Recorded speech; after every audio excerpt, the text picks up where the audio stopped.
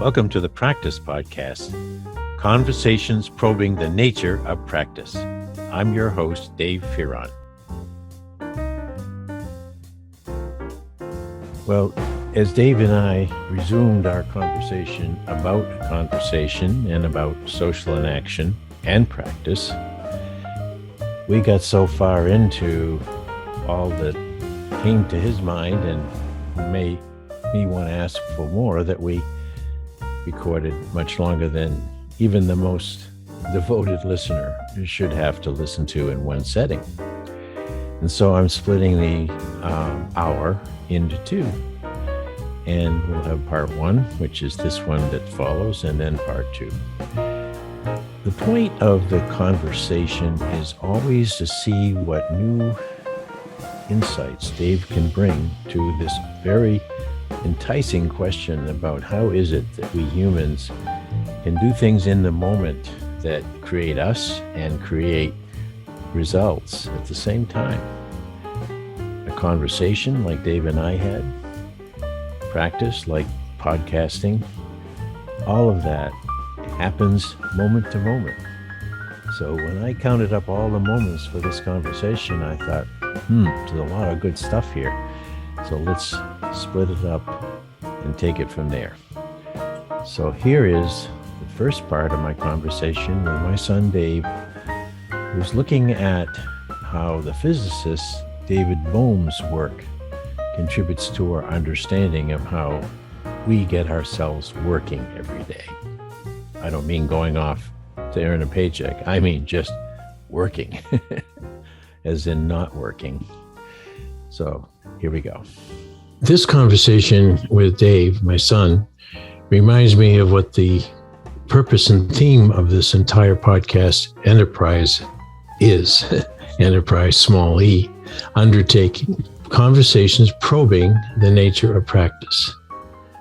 When Dave and I talk, we are also probing the nature of conversation, something he studied when he was working on his doctorate and after, for that matter.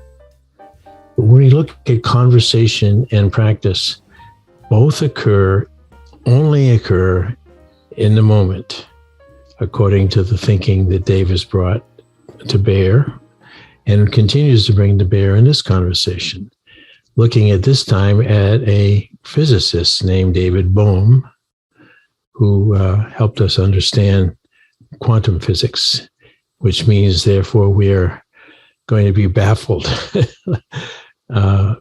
in listening to Dave. And I welcome you to it, because after baffle comes insight. So this is my son, Dave. Folks, periodically, Dave and I, my son Dave and I, come back to sort of the pinpoint of all the ways to think about practice in its socially enacted context. In fact, practice itself is likely to be socially enacted, in that if you really have some fun with this, anything we say as a practice is simply our idea. I mean, yes, there are tangible things we do, but when we name those things and look at the outcomes, they're not necessarily fig leaves of our imagination, but they are thought.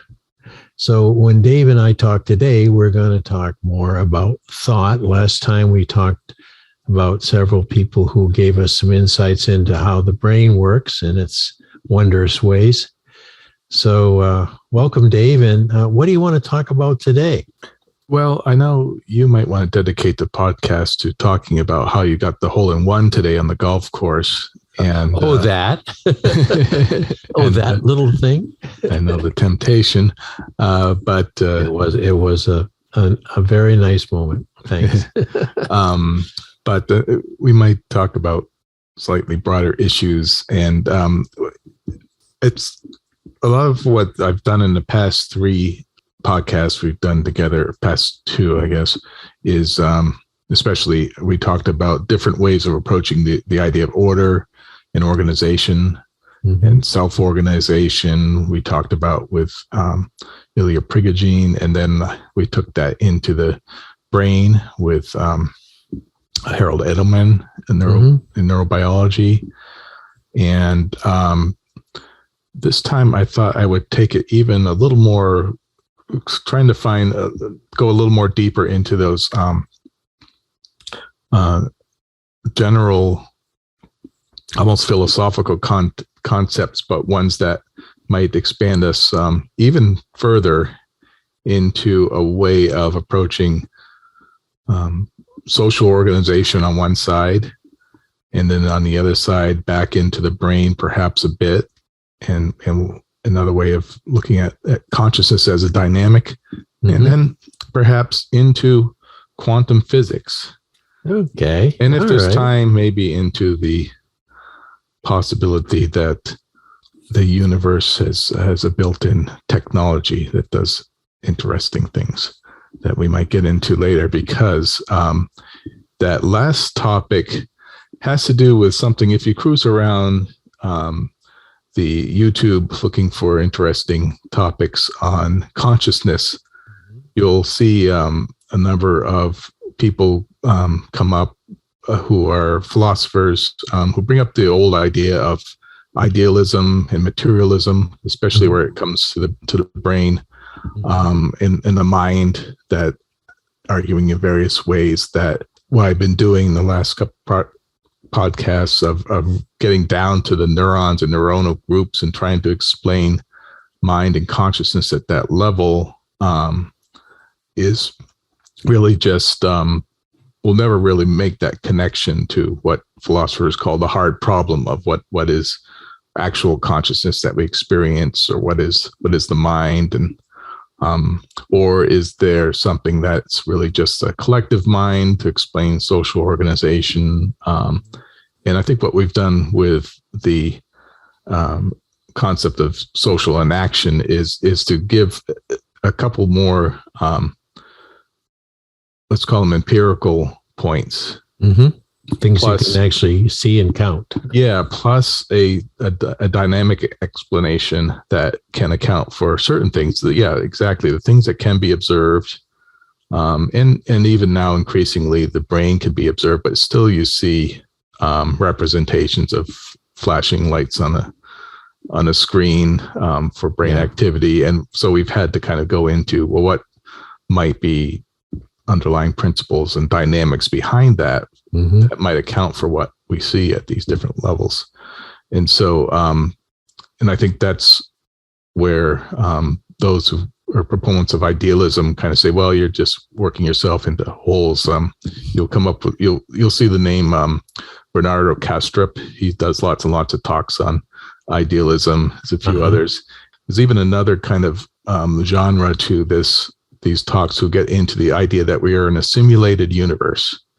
That we're really in a sort of a computer of sorts. And you could certainly think of the Matrix movies as the archetype of one sort of that notion, but they'll be a little more sophisticated than that. It's not necessarily an AI on Earth, but somehow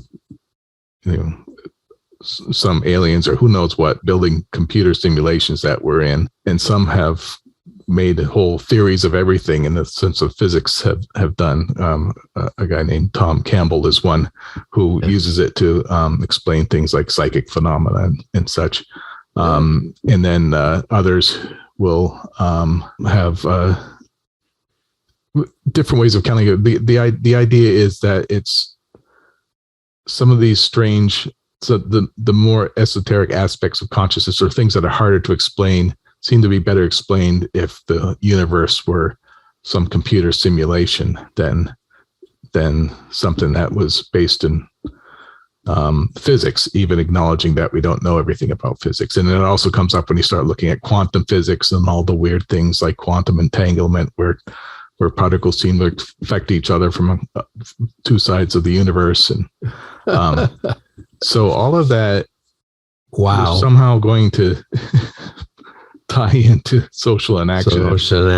And my argument may end up, if we get there, with a kind of a why not both notion towards idealism, where we could talk about things that are very physical, concrete, material interactions of a real universe, but maybe there's something, there is a certain problem that needs to be solved, that maybe we'll get into in the end, and maybe it'll be a two-parter, and that would be part 2 that we get into. Okay, because that we'll see. So far you've covered a lot of ground. Yeah. So I would jump in to say, though, that I have now found out that my hole-in-one was done by another version of me in an alternative state. Well, there are multiverse notions of multiverse where you. I sure felt like it was someone else, because I've never hit a ball that straight and have it go right into a cup. I mean, yeah. So it's got to be someone else. But anyway, but they're all credit. Most of our versions of physics come from watching Marvel movies, so we all know about the multiverse and things like that, and those are all stemming back to various models of quantum physics in particular, which around the, I think, 1930s and on, were starting to come up as ways of understanding the very odd observations. The more we looked at how electrons and particles, their energy levels around orbiting atoms didn't really follow even what Einstein was coming up with relativity, or certainly Newtonian physics in the same way. I won't go too deeply into it, but it's really been one of the focuses of physics, like many people have heard, is how electrons, for example, act like waves in one context, but particles in another. So I'm going to talk about one physicist, David Bohm, who did his dissertation work just around the time of World War II, and I believe his dissertation work was actually used to contribute somewhat to the Manhattan Project and the atomic bomb, although he himself was not involved, brought onto the team that worked that up, but he did an influential textbook on quantum physics at the time, but at that time also kind of felt uncomfortable with the idea of that was the dominant one, which is called the Heisenberg model, which used concepts I won't get into too much, but like basically that there's a fundamental unpredictability, so that you can't know the position of an electron in its field of orbit until you observe it, and that somehow collapses the superpositions of all possibilities in the one that's observed, and there's all sorts of other aspects of it, basically, which start people who don't understand it very well to start thinking of various magic and Schrodinger's cat, who was put in a box, and you don't know whether the little your radiation tablet has killed the cat or not until you open it up and see. There's all these kind of different almost philosophies around that went with quantum physics at the time, which has since evolved, and the Heisenberg school is become more complicated. But at the time, David Bohm was putting out a different version that was explaining quantum physics at the time. It's been called a pilot wave theory, or Bohmian mechanics, and which actually very few physicists at the time liked. So he was another one of these kind of out there marginalized guys. He's another guy on the margin. Yeah, who but kept with it, and developed it a bit. But I think he's probably most remembered now for his theories of implicate and explicate order, which I'm going to get into. Okay, if I can get around to it. He's also well known for having gotten hooked up with some of the philosophers, especially J. Krishnamurti, who's philosopher kind of Eastern philosophies, bring a lot of those ideas to the West, very influential in the probably from the 1950s on. So, and if you go to YouTube, you'll see very interesting conversations with between them that have been put up. But what I'm going to do is kind of not start with his physics, but with some of the ideas as it relates to consciousness, but also to the brain, and then as another way into an action. And when we talked about the brain as the operation not of neurons, but of neuronal groups that fire and sustain each other, mostly through their accommodation to the relevance of what was immediately around them, so that you get clusters of neuronal groups that, as they meet perturbations basically from each other, but eventually out into the real world, as they adjust, you have certain patterns that are reinforced and others that die back.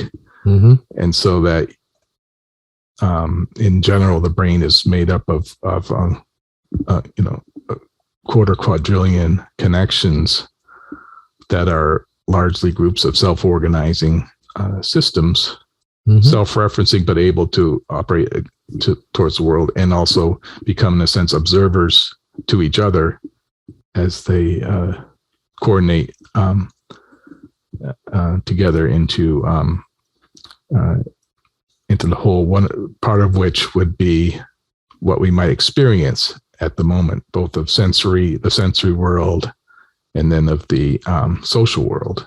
And we talked last time about Harold Edelman's model of kind of two levels of consciousness, one being a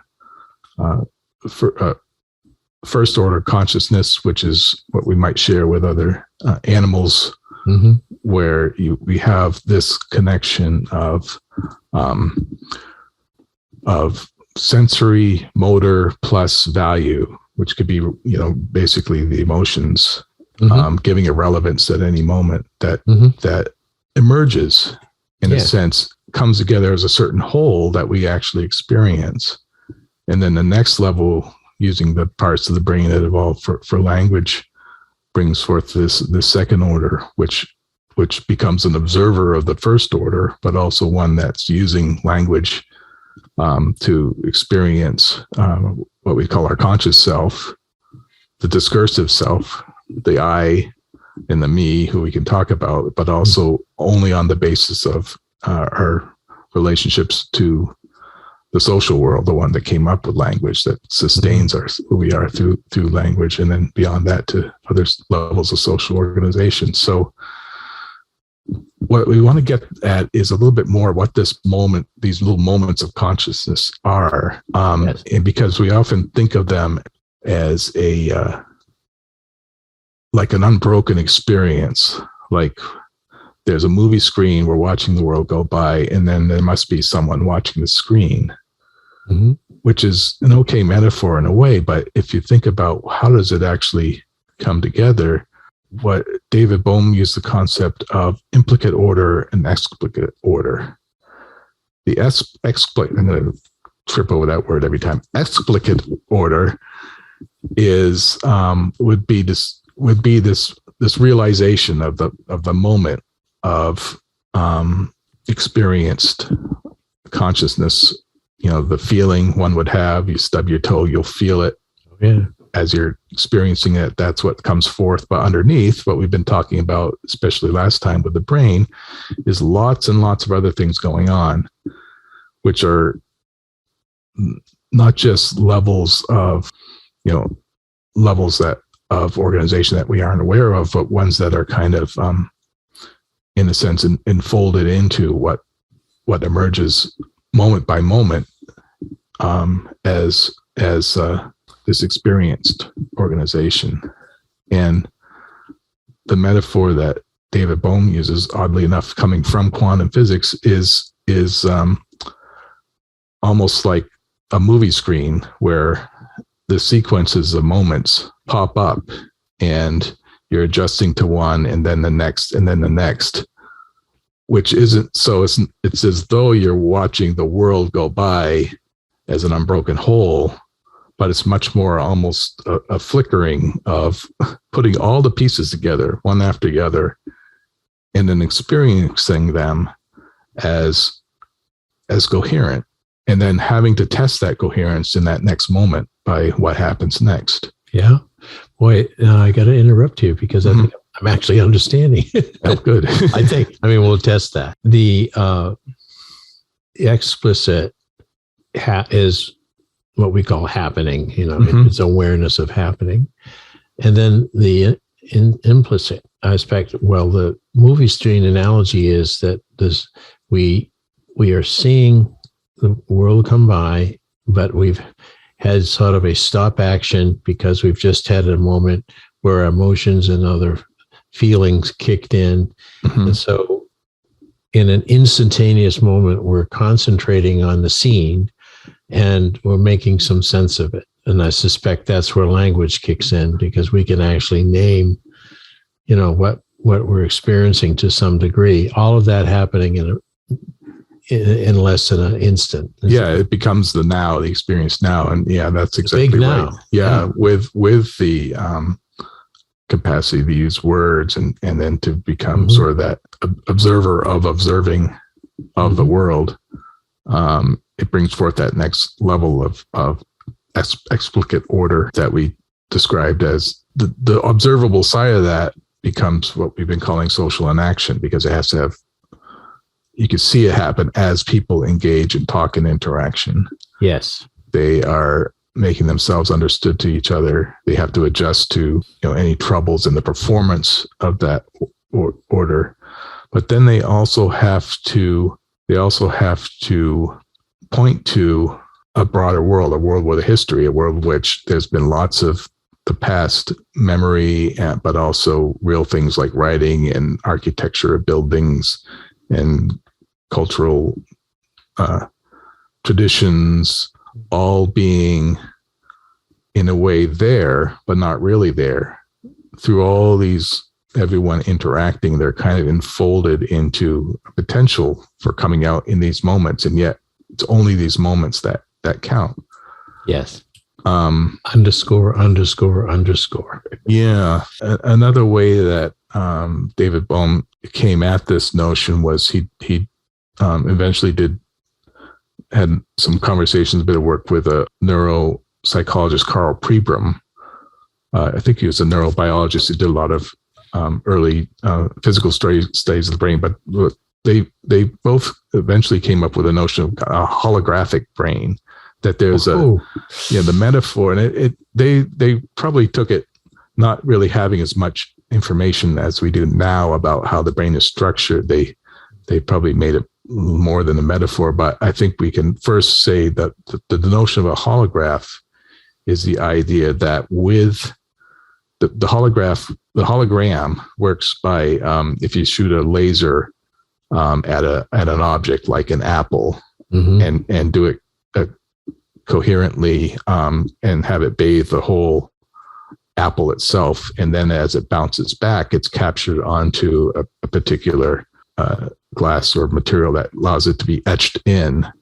Basically, what you get is all the points of view of the apple etched in as information into the holographic glass material, such that when you then remove the apple and then shoot another coherent light onto that pattern, you get the visualization of basically a 3D apple that kind of floats in space. And as you move your head, we've probably seen them in museums. You move classic ones, you move your head, and you can see all the different angles of it.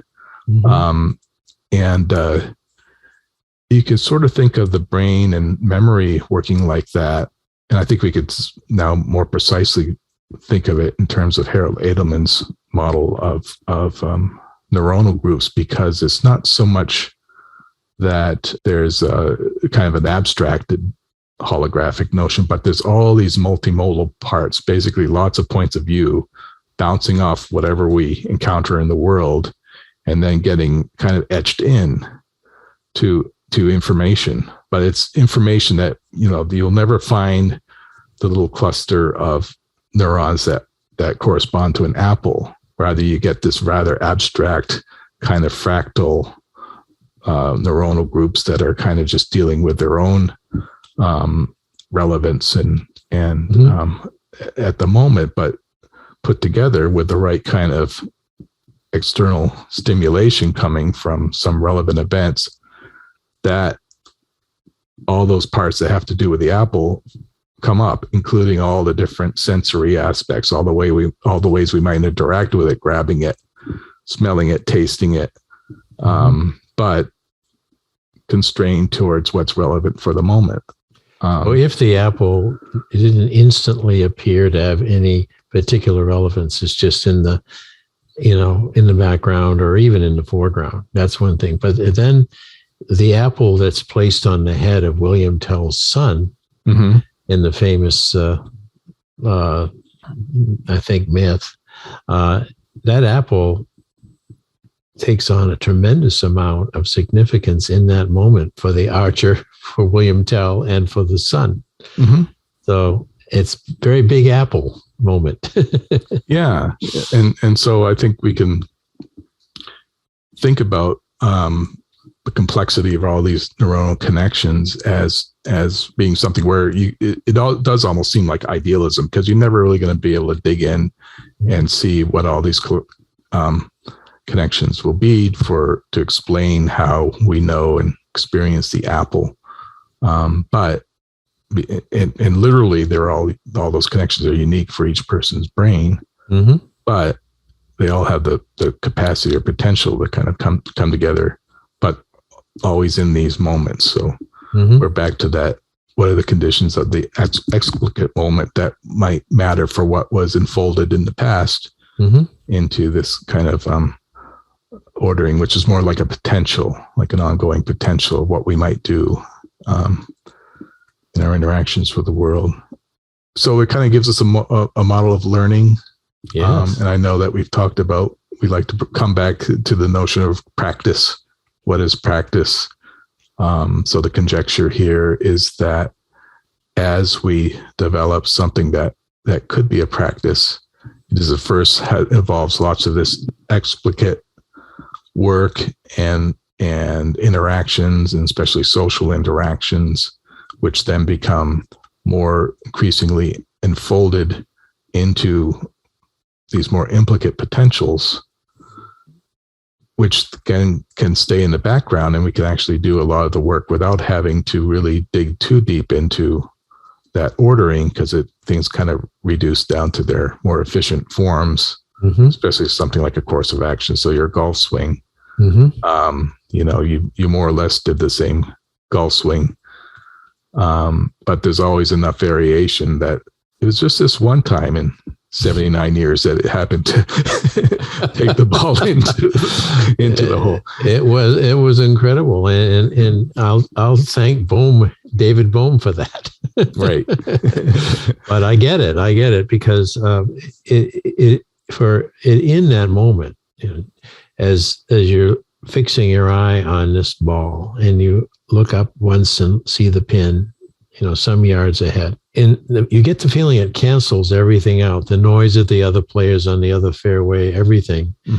And I'm just kind of using my memory of this moment, but it's a great feeling if you can lock your eyes on the ball, which is what I've learned to do in the last, since I've been playing this season. I've learned how to lock my eyes on the ball, and that has taken away all kinds of bad habits, like in swinging too.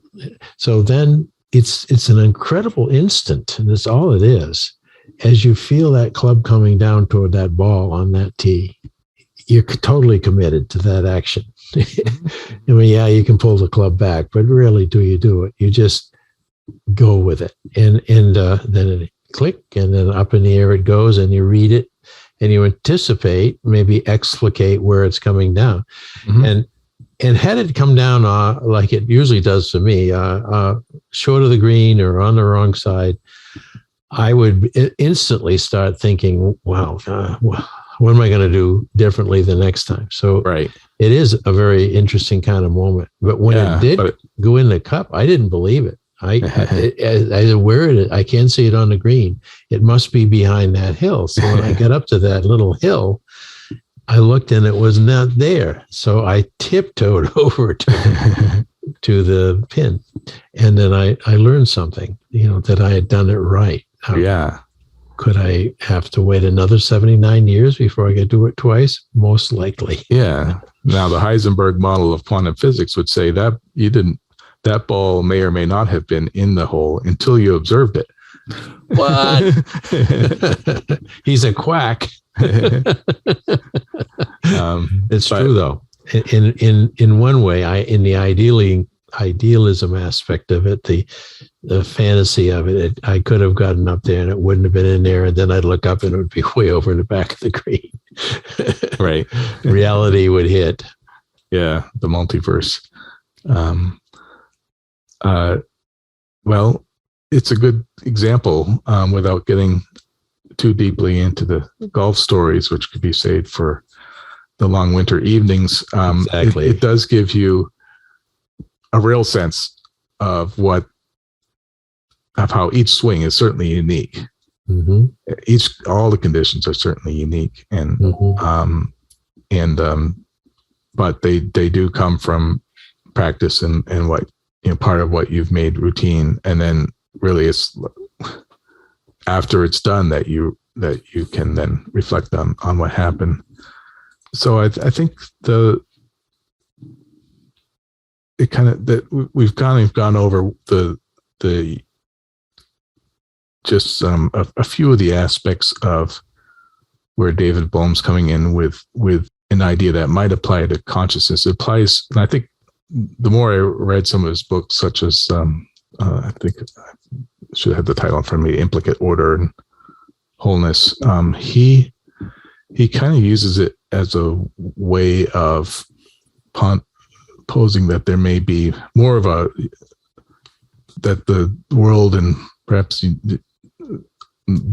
not just the mind or the brain, but the world itself kind of comes from an unbroken wholeness that is interacting with itself in various ways. And where we don't necessarily, we could talk a bit about how that might apply, whether or not that might be true for the physical world. I think it works well for the brain, that there is there's certainly lots of parts of the brain doing their own thing, but there's also this idea of this achieved wholeness, and even this holographic sense of lots of parts of the brain being able to interact with each other, including not just the neocortex, but down to the brain stem, where perhaps some of the more, where perhaps a lot of this primary consciousness actually comes from. I just heard a talk, I'm going to get his book, a guy, a neuro psychologist, Mark Solms. He wrote a book called The Hidden Spring, where he has some very interesting examples, like patients who have had their frontal lobes pretty much destroyed by an accident or disease or something, and yet still have a very clear sense of self, or babies who are born without any cortex at all are still able to do quite a bit with emotions, and kind of have a what we might call a primary sense of self at that level, even though they don't have the social self. They didn't need the rest of their brain for that. So yeah, it's where we then look at how this fits with social enaction. I think is interesting. That again, this idea that people engage in talk and interaction, this performance, brings forth these domains of relevance by which people warrant what just happened with what's being achieved at the moment for mutual understanding. But in doing so, are potentially invoking all the implicate orders of the social world, as we mentioned before, both physical world or imaginary worlds, and then we kind of clutter the world with all the artifacts of that activity that what we refer to and keep going for used to build our our social group lives. Mm-hmm. So one question is there a sense in which this enacted social domain is irreducible to the brains of each participant? Because there's always a temptation to do that when you talk about social organization, that social structure, the older ideas of social structure, that means there's really something out there, and it instructs the behaviors of individuals or becomes the constraining forces. And they use a lot of notions of physics and of force and That's right. I think you'll see that used a lot in the business world, because they become good metaphors, but they aren't accurate metaphors at a certain level. Well, that ends the first part of our conversation. Stay tuned for part 2. It'll come up as the next episode in the Practice Podcast series. Thanks for listening to the Practice Podcast, where we discuss practice with a capital P. If you'd like to hear more, listen in on Spotify, Automatic, and Apple Podcasts, or go to enactionresearch.com/podcast-page. And if you'd like to learn more about social inaction and the nature of practice, head over to enactionresearch.com for more information. Thank you for supporting this show. We look forward to hearing from you soon. Oh, and one more thing. How could I forget? The book on practice as a way of being is available now in digital form, something that would be new, like podcasting to many of us. And it's a great way of learning more and more about what this podcast presented when Peter Vale and I originated it several years ago. So please come to www.mylibrary.world/practice, and you'll see what I mean. Thank you.